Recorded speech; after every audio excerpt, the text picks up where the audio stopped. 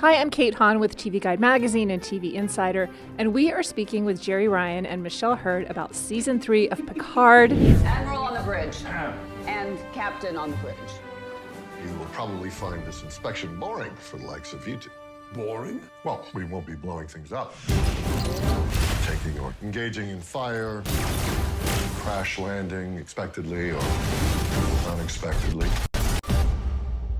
Those were the days. I know everybody is so excited to find out what happens in Season 3.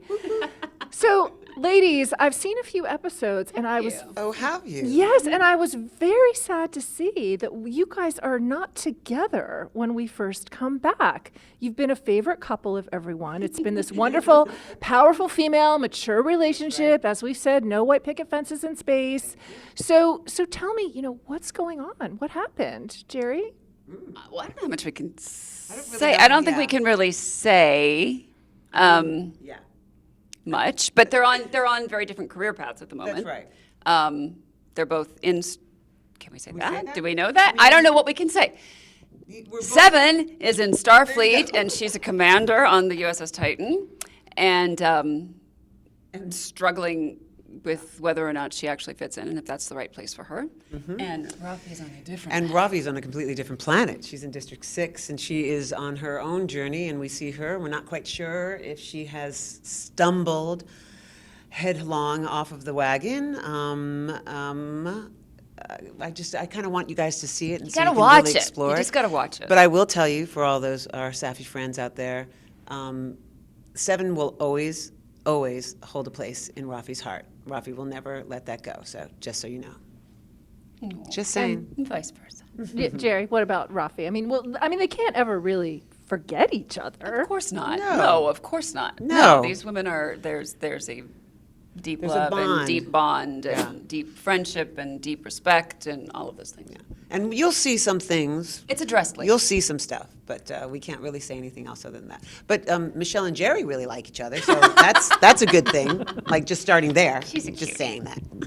Well, so we don't see them together, but we do see, Michelle, we see Rafi team up with Wharf. Yes. Which is a really interesting combination. Oh my gosh. How do those two, what's the conflict between them? How do they mesh? What's that working relationship Well, like? what's kind of interesting is that Worf and Rafi have always sort of been outsiders, if you think about it.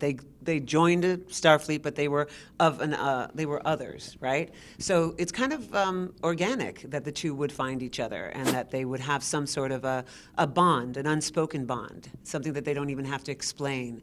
I know for myself as Michelle Hurd, working with Michael Dorn was an absolute treat. I mean, I was giddy like every single not as day. much fun as me. Not but as much fun as close. working with Jeri, but Not like quite, but second. close, Yeah, close. and don't talk to Patrick because I worked with him as well. So, woo! But I think it was sort of a natural thing that they would find each other, and I think that you guys are going to love their relationship and it's the way it grows and what happens in it. It's pretty cool, and also just seeing Michael Dorn, seeing Worf on screen again is pretty cool. For all of those out there, you guys are going to love it. Jeri, you said Seven isn't sure if this is the job for her, working in this Starfleet gig.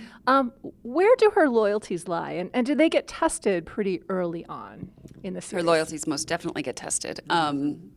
She's second in command on this ship, so obviously, she has her loyalties to her crew and her ship and her captain. But Picard and I keep wanting to call him Riker come aboard and present her with a bit of a conundrum, we'll say. That's right. And so, yes, her loyalty is definitely tested. Well, it's very action-y, like the show always is, but also very much about relationships, which is a great balance that this show strikes. And there are some really scary new villains. One played by Amanda Plummer. Let's talk Amazing. about her. How scary is she?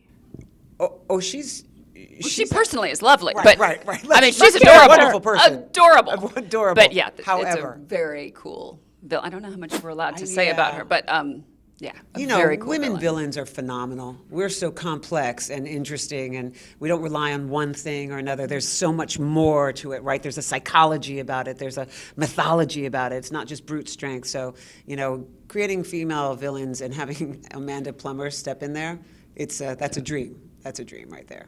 your characters, I'm sure, have big arcs this season and make a lot of personal changes. Where we find them and where they end up, I'm sure, will be very different. Yeah. What can you hint about their arcs? Well, I think, what can I hint about it? I think what's kind of exciting about Rafi's arc is that, she's a bit challenged in general. There's a little bit of a stress that happens with Rafi in her life. She carries everything right here, or her heart on her shoulder, and you see it all. And we're going to see some of that, of course.